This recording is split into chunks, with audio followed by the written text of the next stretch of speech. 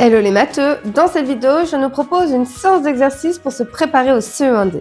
Alors, prête à devenir des experts? C'est parti!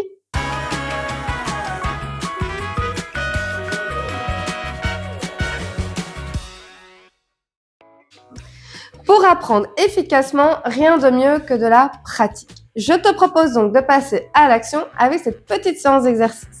Tu trouveras dans la description de cette vidéo le lien qui te permettra de télécharger la feuille d'exercice.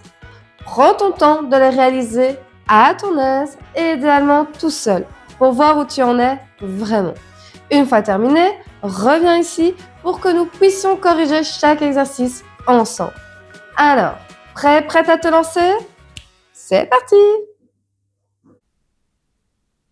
Allons-y pour la correction des exercices de révision. Tout d'abord, le premier exercice nous demande d'écrire des nombres en notation scientifique. Donc pour rappel, la notation scientifique, c'est quand on a une multiplication, le premier nombre est compris entre 1 et 10 et le deuxième nombre qu'on multiplie est une puissance de 10. Si l'exposant est positif, nous avons un grand nombre. Si l'exposant est négatif, nous avons un petit nombre. 0,000123 en notation scientifique donne 1,23 fois 10 exposant moins 4. Exposant négatif puisque le nombre est petit, c'est-à-dire plus petit que 0. Pourquoi exposant 4? Puisqu'il y a 4 chiffres qui passent de l'autre côté de la virgule. 36 milliards en notation scientifique, ça donne 3,6 fois 10 exposant 10 puisqu'il y a 10 chiffres qui suivent le 3. Exposant positif puisqu'il s'agit d'un grand nombre, c'est un nombre plus grand que 0. Ensuite, 321,003 en notation scientifique, ça donne 3,21003 fois 10 exposant 2. Pourquoi exposant 2? Puisqu'il y a 2 chiffres qui passent de l'autre côté de la virgule, du côté de la partie décimale.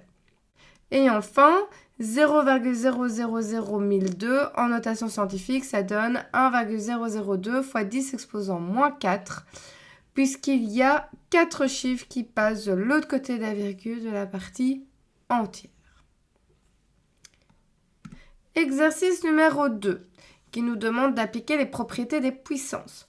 3 exposant 2 fois 3 exposant 5, produit de puissances de même base, nous devons additionner les exposants, 3 exposant 7. 2 exposant 5, le tout exposant 2, puissance d'une puissance, nous devons donc multiplier les exposants, ce qui donne 2 exposant 10. Moins 2 exposant 3 fois moins 2 exposant 6, à nouveau un produit de puissance de même base, on additionne les exposants, moins 2 exposant 9, et comme l'exposant 9 est un exposant impair, nous pouvons, si nous le souhaitons, supprimer les parenthèses, puisque de toute façon, ça restera négatif. 3 au carré fois 3 exposant 5, le tout exposant 4, nous devons d'abord effectuer la multiplication qui se trouve entre parenthèses, on respecte les priorités des opérations. 3 au carré fois 3 exposant 5, produit de puissance de même base, on additionne les exposants, 3 exposant 7. Encore exposant 4, puissance d'une puissance, on multiplie et on arrive à la réponse finale, 3 exposant 28. Moins 7 fois moins 7 exposant 9, moins 7 tout court, c'est sous-entendu moins 7 exposant 1. On additionne les exposants, on arrive à moins 7 exposant 10. 10 est un exposant pair, donc si nous le souhaitons, nous pouvons retirer les parenthèses et le moins, puisque c'est égal à 7 exposant 10. Alors, 8 exposant 5 fois 2 fois 4 exposant 3. Ces puissances n'ont ni la même base, ni le même exposant. Il va falloir donc les transformer. Et en général, on les transforme pour qu'elles aient la même base. 8, 2 et 4, on va tout transformer. Quand on a du mal à savoir quelle est la base commune, il y a un petit truc qui nous permet très rapidement et très facilement d'identifier la base commune. C'est la décomposition d'un produit de facteurs premiers. Je décompose 8 divisé par 2, 4 divisé par 2, 2 divisé par 2, 1. Donc 8, c'est 2 fois 2 fois 2. En d'autres termes, 8, c'est 2 exposant 3. Et comme 8 est élevé à la cinquième puissance, c'est 2 exposant 3, le tout exposant 5. Fois 2, donc fois 2 exposant 1. Le 4, pareil, on décompose. On se rend compte que 4, c'est 2 fois 2. Donc en fait, 4, c'est 2 au carré. Et comme 4 est élevé au cube, 2 au carré sera également élevé au cube. Ensuite, on se retrouve à faire plein de puissance d'une puissance. 2 exposant 3, le tout exposant 5 donne 2 exposant 15. Et 2 au carré, le tout au cube donne 2 exposant 6. Ensuite, nous additionnons les exposants et nous arrivons à la réponse finale, 2 exposant 22. Ensuite, 7 au carré fois 7 exposant 5, le tout au cube. D'abord, le produit entre parenthèses, on arrive à 7 exposant 7. Et avec le cube, on arrive à la réponse finale, 7 exposant 21. 3 exposant 9 fois 3 exposant 5, le tout exposant 4. D'abord, puissance d'une puissance, on a 3 exposant 9 fois 3 exposant 20. On additionne les exposants et on arrive à 3 exposant 29. Et enfin, 4 exposant 7 fois 16 au carré fois 64 exposant 6. Pareil, il va falloir tout transformer de telle sorte à ce que chaque puissance ait la même base. On décompose. 4, on se rend compte que c'est 2 fois 2, donc 2 exposant 2, exposant 7 puisque 4 est élevé à la 7e puissance. On décompose 16 et on se rend compte que 16, c'est 2 fois 2 fois 2 fois 2, donc 2 exposant 4. Et comme c'est 16 au carré, ce sera 2 exposant 4, le tout au carré. Et enfin, on décompose 64. On voit que 64, c'est 2 fois 2 fois 2 fois 2 fois 2 fois 2, donc 2 exposant 6. Et comme c'est 64 exposant 6, ce sera 2 exposant 6, le tout exposant 6. On multiplie les exposants, on arrive à 2 exposant 14 fois 2 exposant 8 fois 2 exposant 36. Et enfin, on additionne les exposants et on arrive à 2 exposant 58. Remarquons également que nous aurions pu aussi transformer ces puissances de telle sorte à ce qu'elles aient comme base commune 4. Et on sera arrivé alors à, comme réponse, 4 exposant 29, qui est une réponse tout à fait équivalente et tout à fait correcte également. Nous pouvons passer au troisième exercice où on doit déterminer la valeur de A pour que les fractions soient bien égales entre elles.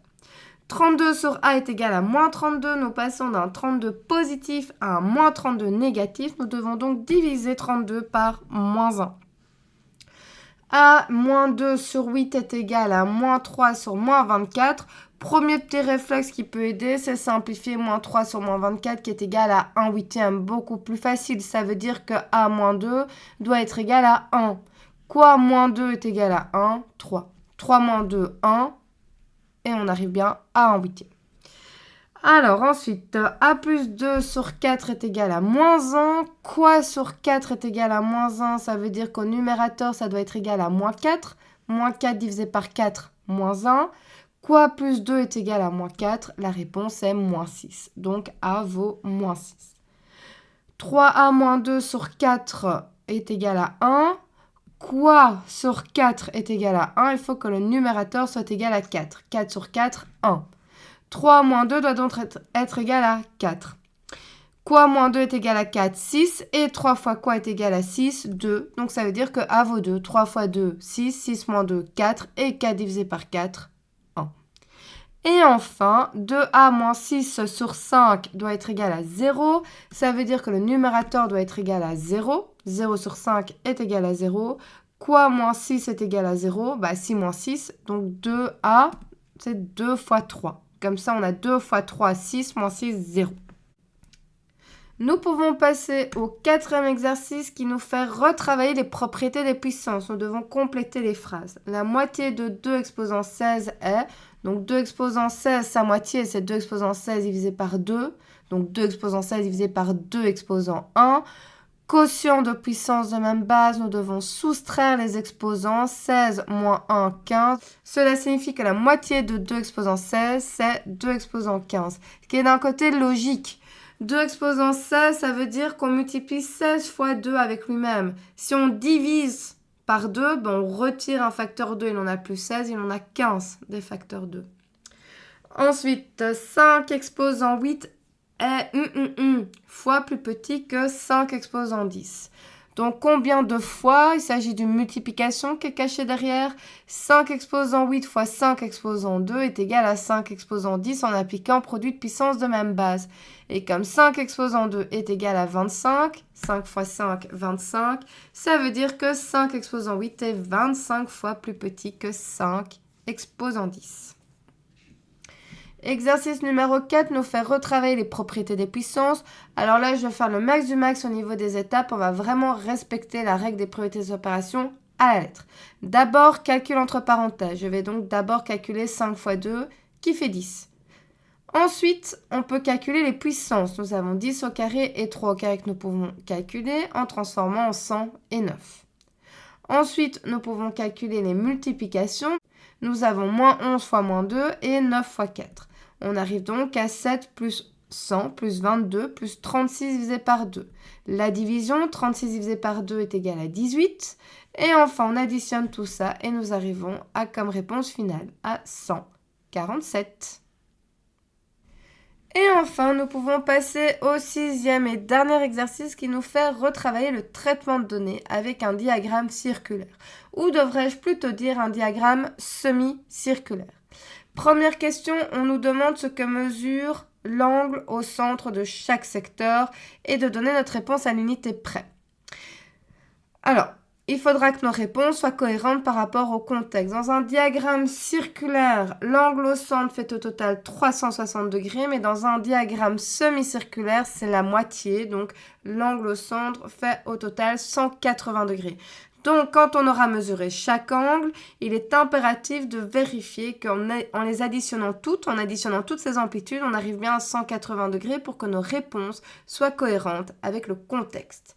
Alors, dormir, on trouve un angle de 18 degrés quand on mesure avec son rapporteur. Là, c'est simplement un exercice d'utilisation d'instruments de mesure. Je prends mon équerre, mon rapporteur et je mesure l'angle. Pour dormir, je mesure 18 degrés. Pour smartphone, je mesure 58 degrés. Pour lecture, je mesure 28 degrés.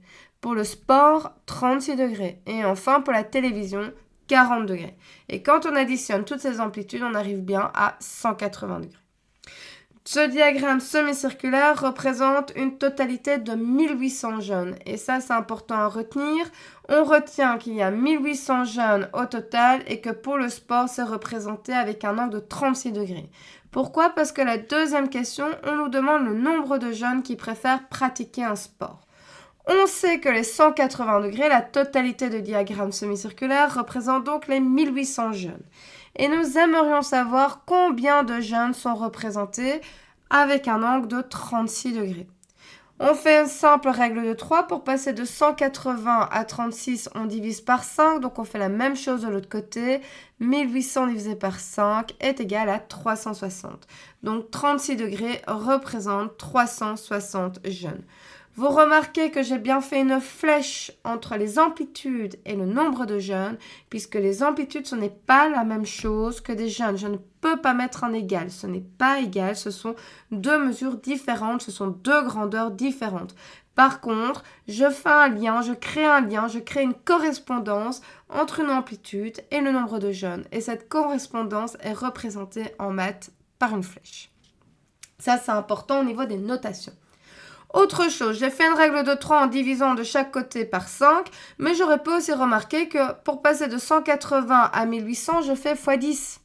Et donc, je peux aussi faire ce lien-là. 36 x 10, 360, j'aurais pu retrouver ce 360 jeunes de cette manière-là également. Et je n'oublie pas de clôturer par une phrase. Nous comptons 360 jeunes. Alors dis-moi, comment cette séance d'exercice s'est-elle passée pour toi? N'hésite pas à me partager en commentaire ce qui a roulé et ce qui te pose encore des difficultés. Cela me permettra d'adapter les prochaines séances de révision pour t'aider au mieux. Et n'oublie pas d'aller checker la description de cette vidéo, tu y retrouveras différents liens vers des outils qui ont pour unique but de t'aider à renforcer ta compréhension. Car la règle d'or pour réussir en mathématiques reste toujours la même, faire régulièrement des exercices à la maison. Quant à moi, je te dis à très bientôt pour une nouvelle séance de révision.